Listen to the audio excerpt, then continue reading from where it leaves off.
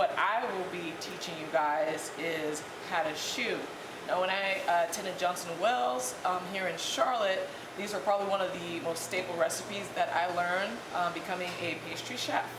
So what we are going to do today, as you can see, I have all my ingredients laid out.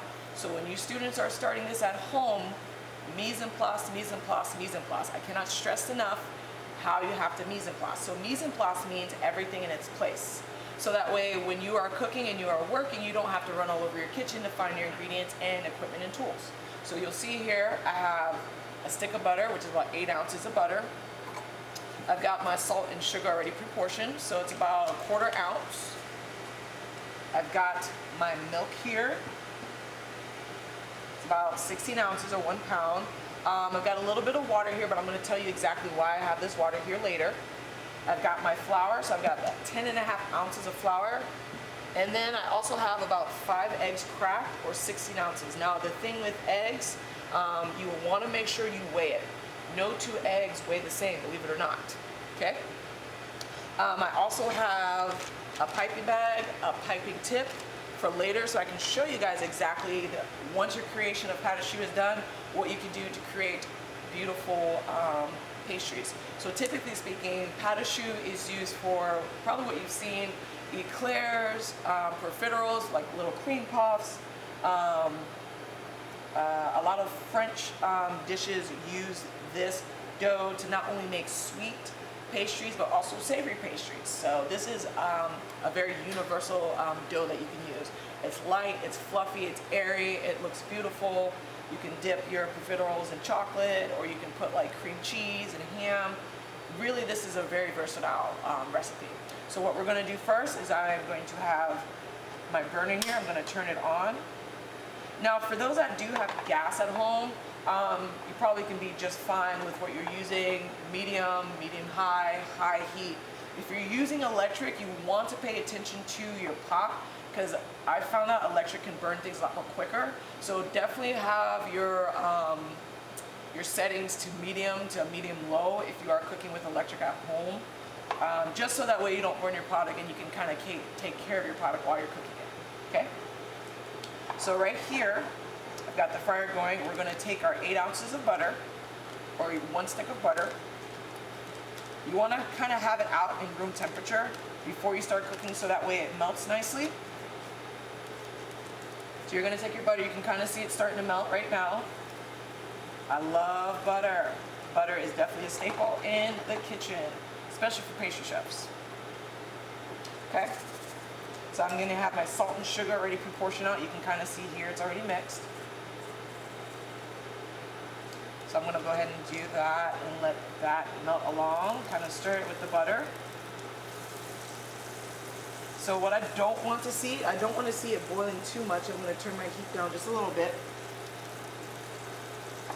And then I'm also going to put in my milk.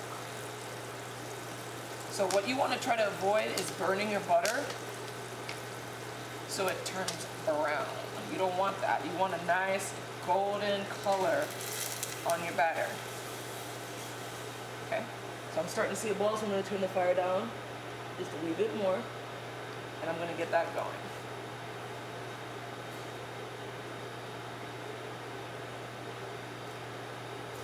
Okay. So you can kind of see, if you have a spoon, you can use a spoon at home. If you have a rubber spatula, that works just as fine too. If you have a wooden spoon, I personally like using wooden spoons only because when you start adding your flour and you start adding your other ingredients, the wooden spoon has a lot of give, so it'll help you when you start stirring it and you start mixing your flour in with this mixture. But if you don't, it's fine. You can use a spoon or a rubber spatula. Find something sturdy. I will not lie, a couple times in my kitchens and back in my days as a culinary student, can't tell me how many times I broke stuff. So just make sure you have something sturdy to stir with once you start adding your flour in. So that's there. We've mixed in our milk. So we mixed in about 16 ounces or a pound of milk. Again, 1/4 ounce of salt and sugar, and then 1 stick of butter, which is 8 ounces.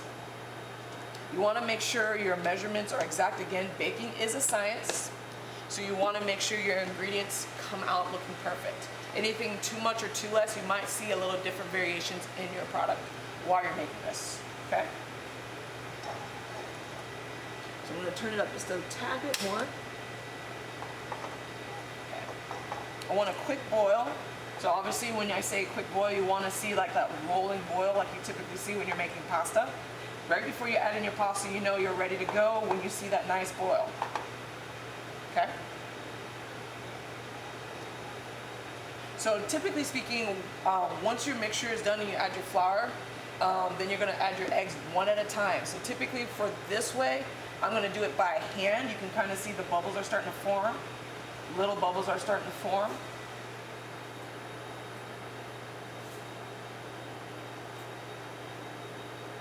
You want to stir it. You want everything to be in your pot. You want to avoid scorching and burning. Just because scorching and burning, that taste will be on top of your pate au choux. So you can kind of see I have a nice boil going right now.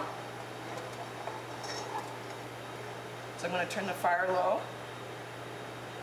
I'm going to turn the fire off. So now I'm going to stir the flour in. Give it one last good stir. So I'm going to stir the flour in. So the moment you add your flour, you really have to move quickly because you don't want to scorch the flour either.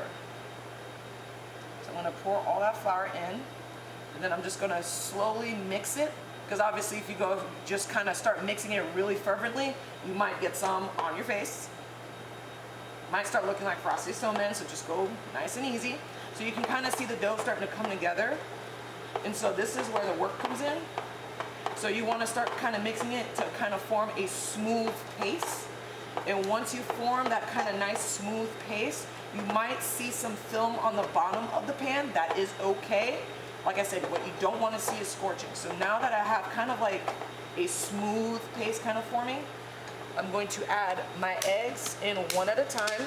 Typically speaking, if you do this in a mixer, you'll use a paddle attachment if you have a mixer. And then typically while the mixture is going, you would add your eggs in one at a time. But since I do not have my mixer with me today, I'm doing everything by hand. So you want to make sure you're mixing this. So you will definitely get an arm workout from this. So you want to make sure you're mixing in all your eggs. So I'm going to go ahead and put in 2 eggs just to save us some time and get this really going. So you kind of see them breaking up, so you really have to keep putting this together. So it's okay if you see a little separation. You really just want to get this going. Like I said, you want to start seeing a nice smooth paste forming. Woo! Working it today. So I'm going to add the last 2 eggs into this mixture. Gently break it in there. Like I said, if you see your stuff separating, you see your dough kind of separating a little bit, that's okay. Keep moving, keep working. If you have someone at home that is there with you that can help you, teamwork makes the dream work. It helps while someone is stirring. Somebody can be pouring in the eggs. But if not, that's okay. I'm going to make this work. We'll work together on this. Woo! I see somebody escaped. Just put them back in there. So you just want to really keep mixing this. Again, you're going to get a lot of muscles going on here mixing.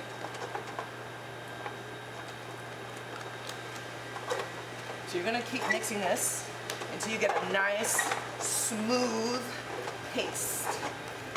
Okay?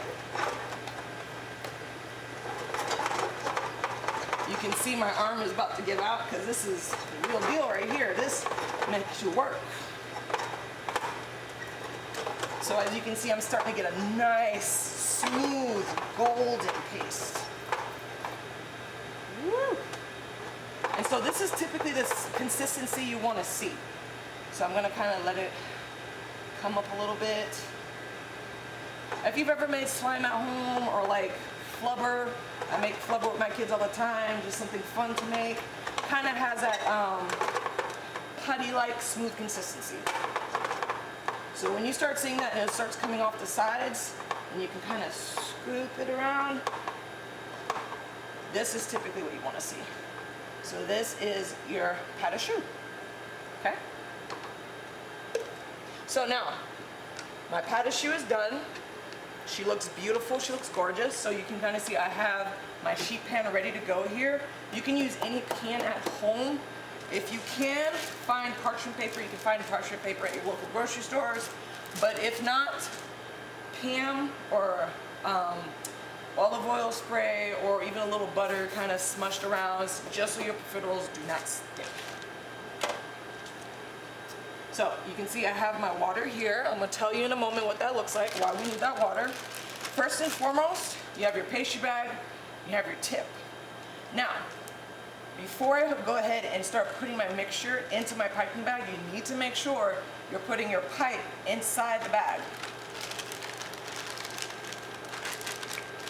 So the reason why you need to put your piping tip inside the bag, not outside the bag, what I tend to see is a lot of students try to put the mixture into the bag and then try to put the piping tip on top of it and hold it. Not only is it inefficient, but you're not going to get the correct size, you're not going to get the correct quality and quantity. You want all your items that you're making from pate au choux to be identical, so they all bake at the same time. Nothing's undercooked, nothing's overcooked. So again, make sure your piping tip is inside the bag, okay? So once your piping tip is inside the bag, you want to make sure, I already pre-cut my hole, but you want to make sure you have about a little bit of 1/8 of an inch away from the tip. You want to cut the piping bag right where the tip is.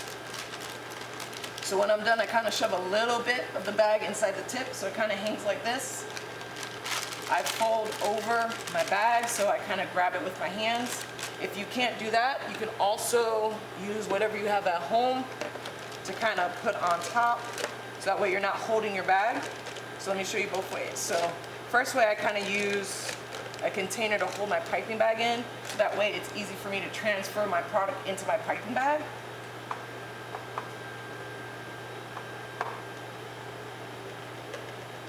That's one option you can do. For those that want to brave holding it with one hand while you're putting your product in, again, I usually put, same method, kind of fold over a little lip of the bag, hold it with one hand, while another hand is piping in or putting in a little bit of that product. Now remember, please do not put all the product in the bag. Depending on the size of your bag, you want to leave enough room to close the top off and kind of squeeze in the bottom. So the reason why I push a little bit of the bag in is so that way if I put my product in, nothing's going to come out until I'm ready to pipe. Okay? So I'm ready to pipe. I put a little bit inside my bag. If I need more, I can always come back to my pot and grab a little bit more. So with your dominant hand, you're going to use this hand to squeeze your product. Your less dominant hand, which is my left hand, is going to help guide my bag. So this hand pushes out your product, this hand guides and holds your hand steady. I've never seen anyone pipe free-handed. If you have someone, call me, let me know, because that's an amazing trick. But typically speaking, you're going to use both hands to be able to pipe a beautiful profiterole. So we're going to do a profiterole or a cream puff. So we move out the way. So I usually put about 12 on a sheet pan, or less than 12, maybe 8 to 12, depending on how big you want them. So we're going to make them about an inch, half an inch size. So typically speaking, you can kind of see a little bit already wanting to come out. So typically this hand will hold on top of the bag while my left hand guides. You want to make contact with the parchment paper before you squeeze. Make contact with your parchment paper before you squeeze. If you're already squeezing before you hit parchment, you're going to have maybe a bigger product than you thought. Okay? So I'm going to squeeze with this hand. Squeeze, squeeze, squeeze. And then I'm going to stop pushing while my tip is still connected to the this pate au choux. I'm going to do a swirling action until I detach from the profiterole. So you can kind of see I have a nice about quarter inch size profiterole. The water that you have here is to help bring down whatever little tail came from your pate au choux, so that way when it bakes, it doesn't pop up with a tail. So again, I'm going to show you again.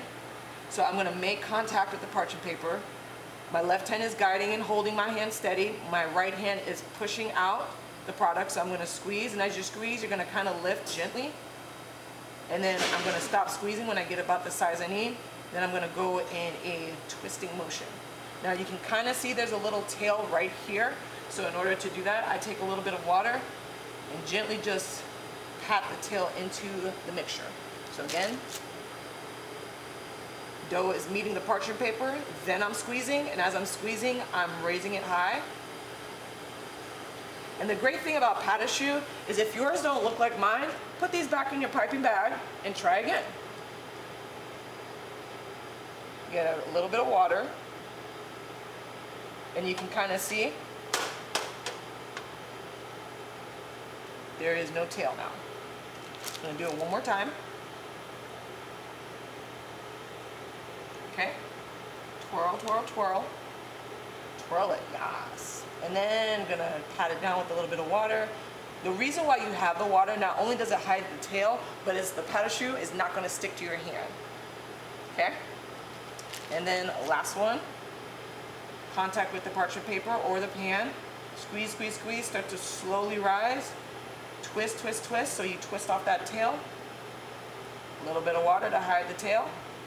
And then you're going to bring these to your oven at about 375 degrees. If you have a convection oven, turn it down about 25 degrees lower because of the convection. You have all that dry heat going through. You don't want to overburn your profiteroles. Let's say if you have cream puffs or eclairs. Same concept. Make contact with your pan. Then it kind of looks like a little worm. Same thing, I grab a little bit of water. I want to hide that tail, so I kind of just gently scoot the tail in. Again, same concept, you saw how I did that. I'll redo it again. You have your parchment bag, your piping bag is empty. Fold it over your hand, or you can fold it over the container again. Grab a little bit more Pate Au Choux. Again, like I said, you want to leave a little bit of room so that way you can close the top off and nothing's coming out from the top. Whoop, a little bit came out. Okay. So you saw the profiteroles, which are cream puffs. You're going to do a little bit of eclairs, so those are like what I call the long worms. And then you're going to keep squeezing, stop squeezing, same concept, twist so you get rid of your, you detach, and then a little bit of water to kind of get rid of your tail when it bakes so you're not seeing it. Same thing, you're going to pipe to the side, make sure you make contact with the sheet pan or whatever pan you have at home. Once I stop piping, I'm going to do a twisting action. Use a little bit of water. Same thing, so you'll see formation for eclairs, and then you'll see formation for profiteroles or cream puffs. So again, at home in your oven, you want to have it at 375 or 325, depending on if you have a convection oven at the house. Okay?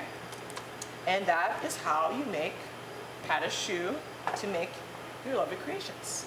So what I'm going to do, I'm going to go ahead and pop these in the oven, and I'll see you here soon.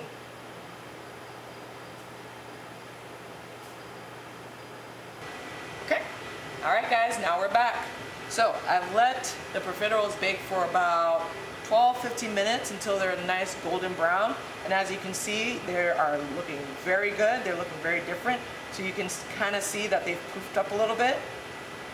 And then the inside is hollow, it's flaky. So that way at this point you would probably go ahead and make like a pastry cream, or even if you have whipped cream around your house and you're like, well, I don't feel like going out to make some pastry cream. Get some whipped cream, make your own whipped cream, and then fill it up. Dip a little chocolate if you want to in there, and you can top it off. And then you have either a cream puff or an eclair. What you want to do is kind of put a little hole. Typically I have a knife, but I'll use my thermometer. Kind of get a nice little hole in there, not all the way because you don't want all your mixture coming out. and then you can kind of pipe in there, like the same thing I used with the piping bag to pipe out the profiteroles, to fill it with whipped cream, pastry cream, and then the best part about this with eclair is you dunk them in chocolate. So you can melt some chocolate at home, white, dark, whatever chocolate you like, and then you have yourself a nice tasty eclair.